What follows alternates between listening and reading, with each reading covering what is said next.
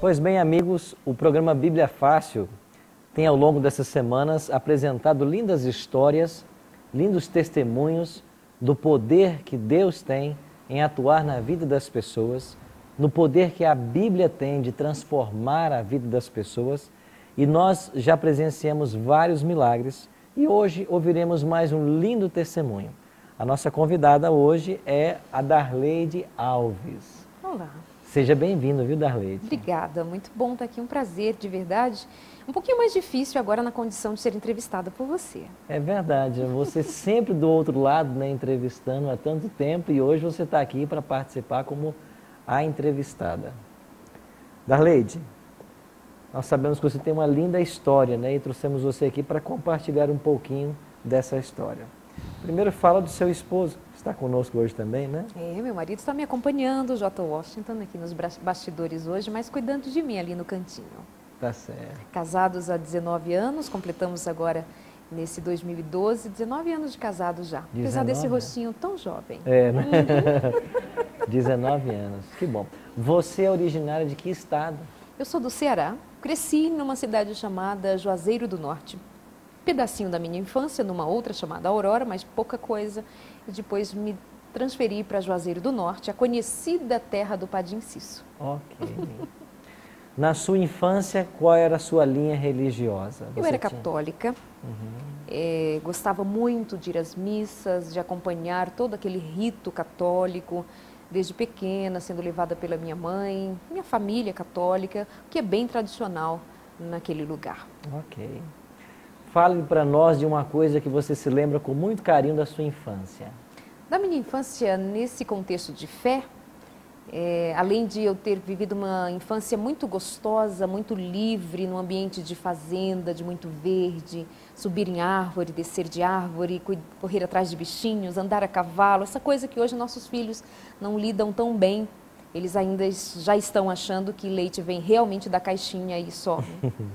Mas das minhas lembranças, linkando com a sua pergunta anterior, eu sempre me encontrei sendo uma criança já muito ligada à fé. Por exemplo, eu tinha algum medo de olhar pela janela, enquanto eu morava na fazenda, eu olhava pela janela e era escuro lá fora, e eu pensava, mas eu ouvi minha mãe falar que tem um Deus que olha para nós. Será que Deus me vê? E se ele me vê, então eu não preciso ter medo dessa escuridão? Mas era uma criança, eu ficava formulando essas perguntas e tentando encontrar respostas. Então, a minha marca de fé vem da infância. E eu lembro desses momentos assim de interação com Deus. Ai, me protege do escuro. Que legal. Houve uma época, inclusive, que eu fiquei tentando descobrir se Deus era realmente poderoso, porque minha mãe disse, os meus pais falaram que ele era muito poderoso e que eu não poderia me esconder dele. Eu pensei, como eu não posso me esconder dele? Eu sou esperta, criança bobinha. A gente acha que é esperto, né? Enfim. E eu já criança pensava isso e eu pensei, então, vou me esconder dele. E eu chegava para minha mãe e falava assim, mãinha, né? A gente lá no Nordeste fala assim, né, meninas? Mãinha, se eu me esconder num buraco bem fundo, Deus vai me ver? Vai, Ele vai te ver. Outro momento, minha mãe estava fazendo alguma atividade na cozinha ou enchendo um pote, que a gente chama um pote, aquela vasilha de barro que põe água para ficar geladinha, lembram? Então, eu vi ela colocar água ali e eu chegava para ela e perguntava, mãe, mas se eu entrar nesse pote e você fechar esse pote, ainda assim Deus me vê? Então, essa era a minha busca de saber se Ele me via, até que eu descobri, me disseram uma grande verdade, que se eu cavasse um buraco bem fundo, o mais fundo que eu pudesse, eu iria chegar no Japão. Falaram isso para vocês também? Falaram, né? E eu acreditei, eu pensei, peguei. Eu vou perguntar à minha mãe e ele vai me dizer que se eu chegar no Japão, lá Deus não me vê. Ele não me vê lá no Japão, que é do outro lado do mundo. A minha mãe disse, bobinha, claro que Ele te vê. Então, essa minha busca por saber se Deus me via, se esse sobrenatural de Deus era verdadeiro, eu ficava testando toda hora ali. E aí eu fui crescendo e fui perdendo as esperanças e eu fui entendendo que eu não tenho como me esconder de Deus. Okay. Então, da minha infância, nesse contexto aqui de fé que a gente está falando... É uma boa lembrança. É uma boa lembrança. Você estava falando, eu me lembrei de uma pergunta que a Josi, acho que ela fez num estudo nosso, quando ela falou a respeito de tendências, né? Parece que há crianças que têm uma tendência mais religiosa de serem boas crianças, boa gente, e já tem outros que têm uma tendência... Foi você, não foi, Josi? Uma tendência mais assim levada, né? Você parece que desde cedo já tinha assim mais esse vínculo com a religião. Era. Não é verdade? Naturalmente. A Darleide, ela trabalha no Novo Tempo há aproximadamente 10 anos na Rede Novo Tempo de Comunicação e hoje ela apresenta 2 programas, que é o Sem Tabus e o Consultório de Família. Programas que são assim muito assistidos, têm uma excelente audiência, né? Uma interação muito boa. Mas quando começou essa história tua com a televisão, com a comunicação? Minha história com a comunicação, ela começa antes da TV, ela começa com rádio. Minha primeira formação nesse meio de comunicação era com rádio. Então, na rede de rádio Novo Tempo, eu trabalhei na Novo Tempo, eu e meu marido trabalhamos na Novo Tempo de Belém do Pará, trabalhamos na Novo Tempo de Maceió, em Alagoas, Cascavel, no interior do Ceará, ali próximo de Fortaleza. Então, o lance da comunicação vem por meio do rádio e eu nunca pensei que eu teria um rostinho bonito para a TV. E aí aconteceu que um dia, quando a TV está se formando, eu estava ali e então fui crescendo junto e estamos até hoje. Então ela surge num momento da minha vida quando eu já estava nessa caminhada de comunicação. E aí vieram as oportunidades que Deus vai pondo, pessoas vão colaborando e aí estamos até hoje aprendendo. Você se sente uma pessoa realizada no que faz? Eu me sinto muito feliz, principalmente porque eu não tenho e nunca planejei, não é da minha personalidade, fazer planos ou criar caminhos porque eu queira chegar em algum lugar, ou ter algum objetivo. Então, assim, as coisas vão acontecendo e eu vou curtindo, eu vou sendo feliz agora. Então, quando eu olho para trás e já vejo 18 anos de comunicação entre rádio e televisão, eu fico pensando, olha onde eu cheguei e eu nem pensei. Aconteceu. Então, quando eu digo eu me sinto realizada, é por agora eu sou feliz de olhar para trás e ver o que já aconteceu. Esse grupo maravilhoso que está estudando a Bíblia conosco, né, faz algum tempo, e também os nossos queridos telespectadores em casa, que ao longo dessas semanas têm acompanhado os temas do programa Bíblia Fácil. Ainda hoje, na hora do almoço, nós estávamos conversando num grupo e nós falamos de que a vida religiosa, ela passa por vários momentos. A cada dia é um passo que a gente dá. Tem pessoas que têm dificuldade em definir um momento exato em que a sua vida teve aquele retorno, aquela virada. Na sua vida espiritual, qual foi esse momento que marcou a sua conversão, sua virada? Como foi isso? Nessa minha busca pela fé, eu não tinha muita ideia de onde eu iria chegar, porque a fé é algo que foge do nosso controle. Você crê que existe um Deus, cada um à sua maneira, tem a sua forma de vivenciar, de experimentar qualquer tipo de crença. E eu fui no meu crescimento, aprendendo de Deus, de acordo com o que me surgia. Até que um dia me foi apresentada a Bíblia como ela é, uma história, um roteiro que tem começo, meio e fim, tem um povo, tem um Deus, tem milagres, tem experiências, tem o sobrenatural e o humano, sabe? Jesus. E aí eu me aproximei da palavra. E aí eu já era adolescente. E quando eu descobri o Evangelho, esse Evangelho que eu digo que estou conhecendo hoje, dia após dia, ele me tocou profundamente, porque aí eu me encontrei com alguma coisa um tanto mais concreto do que aquilo que eu conhecia até então. Verdades até então que para mim estavam escondidas ou completamente desconhecidas. E aí isso deu um boom. Eu era apenas uma adolescente e fazendo ensino médio na época e as coisas começam a se modificar a partir do seu pensamento. E agora? Você é uma menina e você é levado a pensar de maneira diferente sobre Deus, a vontade de Deus, quem é você, de onde você veio, para onde você vai. Então essa foi a grande virada da minha vida, o encontro com a palavra de Deus, o Evangelho, Jesus Cristo, o entendimento de quem é Ele, o começo, o meio e fim, a partir desse Evangelho que inclui o homem num projeto de salvação muito, muito forte, muito amplo. E aí eu disse, agora mudou, foi aí. O encontro com o Evangelho. Entendi. Aqui nós temos, todos nós estamos em estágios diferentes de conhecimento. Alguns conhecem menos, outros mais, mas nós formamos aqui toda semana uma grande classe de aprendizado da Bíblia. Se você tivesse que dar um conselho para eles sobre esse momento que eles estão vivendo aqui, qual seria o conselho? Ah, a vovó já dizia, né, que conselho bom a gente venderia, mas no sentido de todos os dias, inclusive quando o senhor me perguntou anteriormente se eu sou realizada, hoje uma das minhas grandes alegrias, ou a grande alegria nesse caminho profissional que Deus pôs, que eu já chamo de ministério, é poder influenciar pessoas. Então, a coisa mais rica da vida é quando Deus nos dá a possibilidade de influenciar pessoas. Se vocês tiverem oportunidade de influenciar pessoas positivamente, como todos nós temos, você com sua prancha, você com sua moto, você trabalhando no seu dia a dia, em que área for, se você puder influenciar pessoas para crer que o amanhã vai ser melhor, que as coisas não acontecem de uma hora para outra, é necessário muito trabalho, sim, mas que vitória é para quem não desiste. E então, o que eu mais gosto de colocar para as pessoas, até a partir de experiências minhas, é não desista nunca de ser feliz e de influenciar pessoas para também elas serem felizes. Entendi. Nós queremos mostrar para vocês uma foto. Olha que moça linda, né? É linda.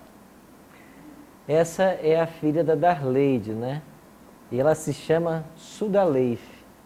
Inclusive, até o João tem uma filha também com esse nome, não é, João? Tem uma filha com esse nome. E a palavra Sudaleif, ao contrário, quer dizer fiel a fiel Deus. a Deus. Agora eu pergunto para você, por que você e o Jota colocaram esse nome nessa filha de vocês? Esse nome, ele acontece quando nós ainda namorávamos e já planejávamos nossa família. E eu era uma menina ainda quando casei, ele também, mas nós já sabíamos que queríamos ser pais. E então ele, enquanto namorávamos, já noivos, ele planejou o nome dos nossos filhos, apressadinho ele, né? E ele planejou o nome dos nossos filhos.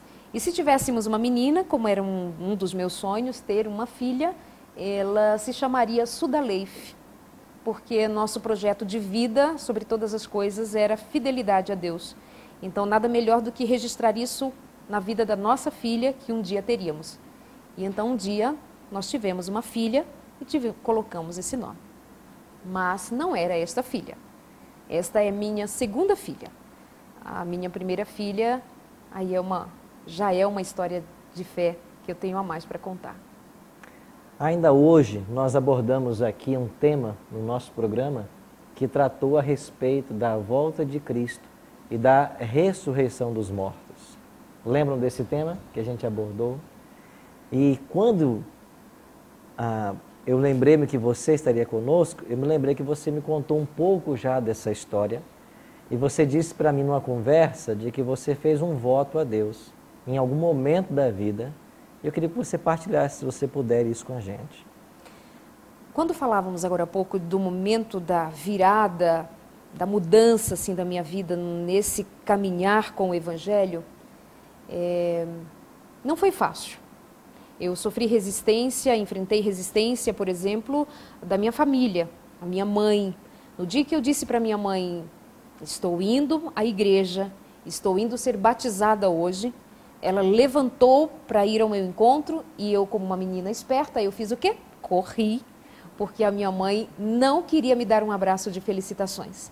E eu saí correndo de casa aquele dia, literalmente saí correndo, e ela pediu que a minha irmã mais nova, na época com 10 anos, ela corresse atrás de mim e me trouxesse de volta, que ela não iria me deixar ir à igreja para ser batizada. E eu fui. Naquele dia, quando eu retornei para casa, a minha mãe usou de violência, porque ela estava assim fora do controle, e ela me bateu muito aquele dia. E a partir daquele dia, que era um sábado, um final de sábado, eu fiquei uma semana em casa com um alimento muito restrito. Para vocês terem uma ideia, naqueles dias eu comia porque a minha irmã mais nova, ela guardava algum alimento que ela conseguisse, ela me levava escondida, porque durante o dia eu ficava reclusa lá no fundo da casa, porque a minha mãe lavava todo o alimento, ela guardava todo o alimento, e ela disse, você não vai comer, você não vai atrás da igreja, você não foi para a igreja, você não, agora não vive de Bíblia na mão, E aquela não era a mãe que me balançou no colo tantas vezes, que me deu papinha na boca, que cuidava de mim. Era uma outra mulher que eu desconheci naqueles dias. Mas eu sabia que ela não estava sendo usada pela força do meu Deus. Era uma força contrária que fazia com que ela me pressionasse a abandonar aquela fé que eu estava recebendo agora com tanta alegria. E naquela semana, pastor, eu não comia nenhuma, enfim, no final daqueles dias eu decidi que eu fugiria de casa. E eu fugi de casa e eu fui para a casa do pastor. E então, assim, com isso eu estou dizendo para vocês, claro que tem mais detalhes, chorei muito, sofri muito, mas a palavra de Deus dizia para mim, era o meu alimento aqueles dias, de que Davi repetia: fui moço, agora sou velho, porém nunca vi um justo desamparado, nem sua descendência mendigar o pão. Então aquilo me dava força e ânimo para ficar horas e horas e até quase o dia inteiro sem comer. E então, passado aqueles dias, eu saí de casa e eu fui para a casa do meu pastor, ele me acolheu, a igreja me acolheu. Então, assim, eu preciso dizer, antes de responder a tua pergunta, tudo isso, para que as pessoas entendam que caminhar de ter fé, com fé, é caminhar na direção, muitas vezes, da pressão, do contraditório, do que muitos vão dizer para você que este não é o caminho. Mas você precisa ter muita consciência de que, ao receber o Evangelho, você está recebendo algo que não dá para você dizer para o outro a dimensão dele sem ter vivido. Então, quando eu recebi aquele Evangelho com as verdades lindas que ele me trouxe, eu tinha que enfrentar pai, mãe, família ou qualquer outro obstáculo que viesse, porque ele me era suficiente, porque ele me preenchia, mas eu era só uma adolescente. Então, eu casei, e nesse casamento foi um casamento que Deus fez acontecer como parte do milagre da minha vida, porque me acolheu, me estruturou e eu amadureci e cresci casando. E então, quando casei, 3 meses depois de casada, eu fiquei grávida. Então, fiquei grávida e a minha expectativa é de que seria uma menina, como era o meu sonho, e ela se chamaria Sudaleife, e então nasceu uma menina. 9 meses depois, nasce uma menina bonita, eu tenho experiência em fazer filha bonita, e então ela nasce. Com alguns dias, alguns meses, 3 meses mais ou menos, a gente começa a perceber que ela estava com a pele, que ela estava pálida, que ela não estava muito bem. Então fomos indo de médico em médico. Quando ela tinha 5 meses de idade, comecei uma rotina mais frequente de médico em médico e ela precisava ser diagnosticada de que mal lhe acometia, mas esse diagnóstico não vinha.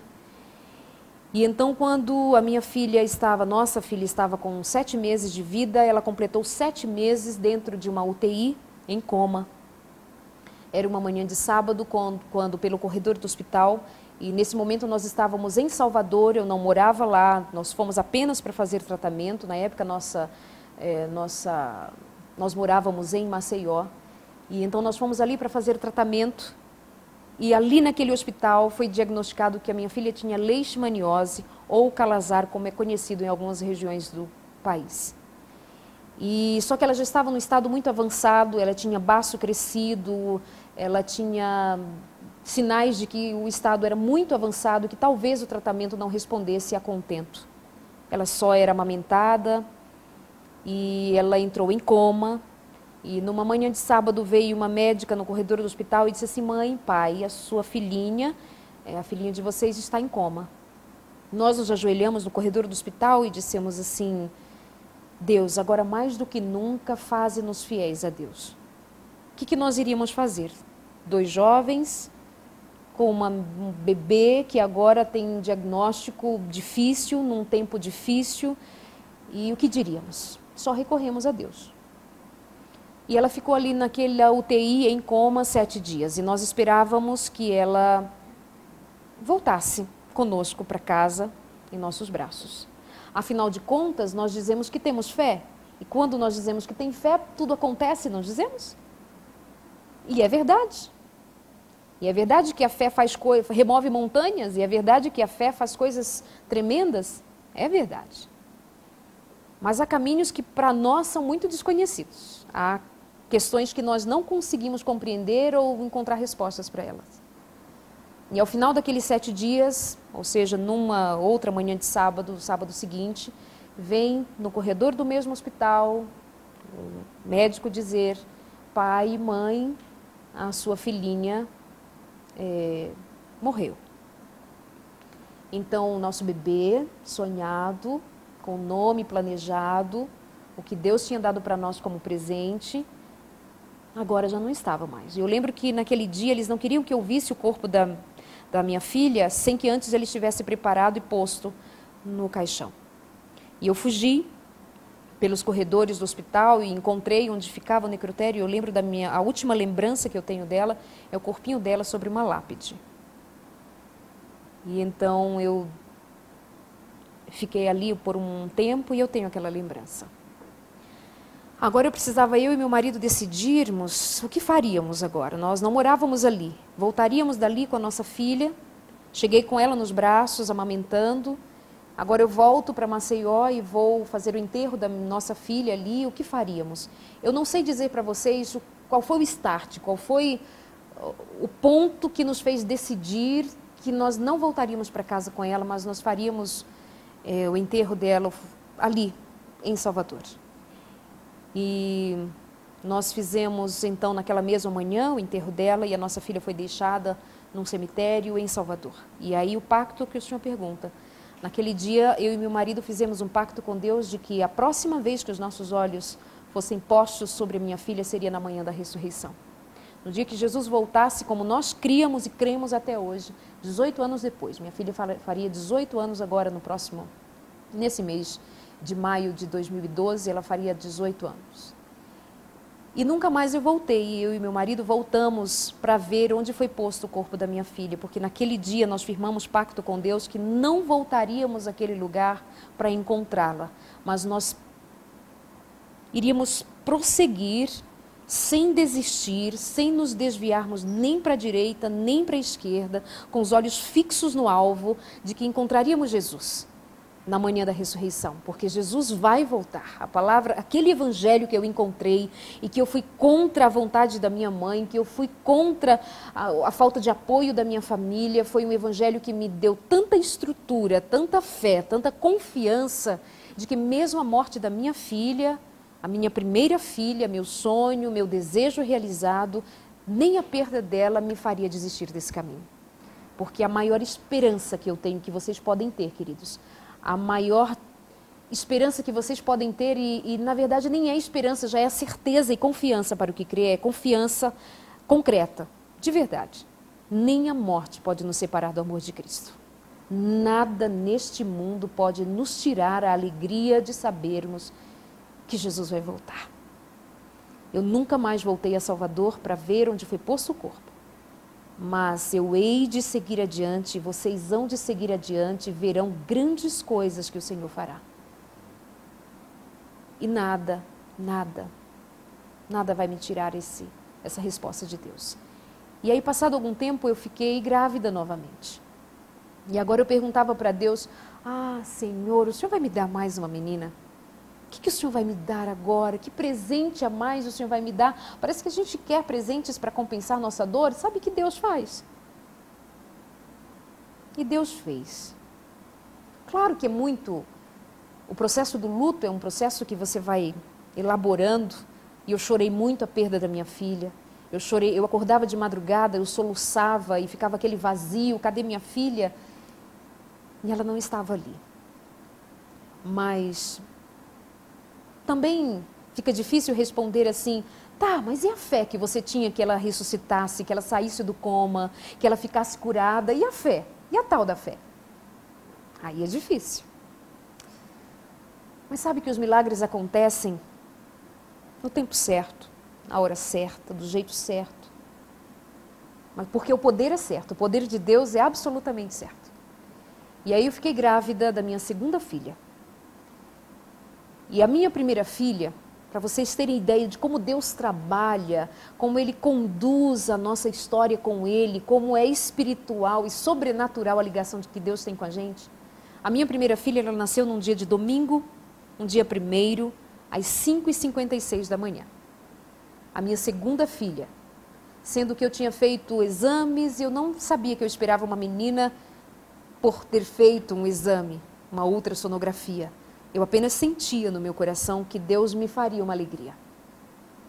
E então, num dia primeiro, num dia de domingo, às 5h56 da tarde, nasceu minha segunda filha.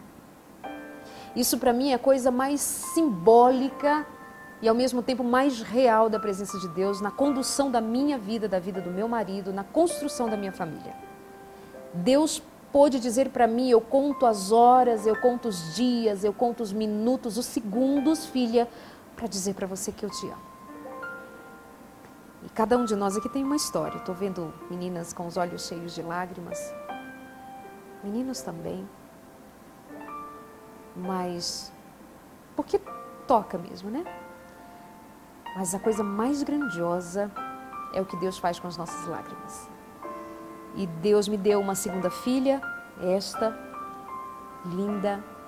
Posso dizer que é realmente mais um presente de Deus. Ela não veio para substituir a minha primeira filha.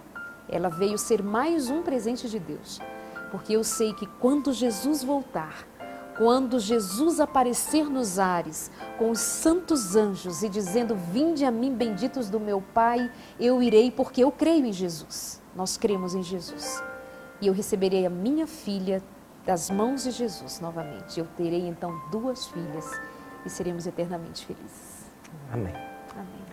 Obrigado, Darleide, por partilhar conosco essa história que é tão pessoal, tão íntima, mas tão linda ao mesmo tempo.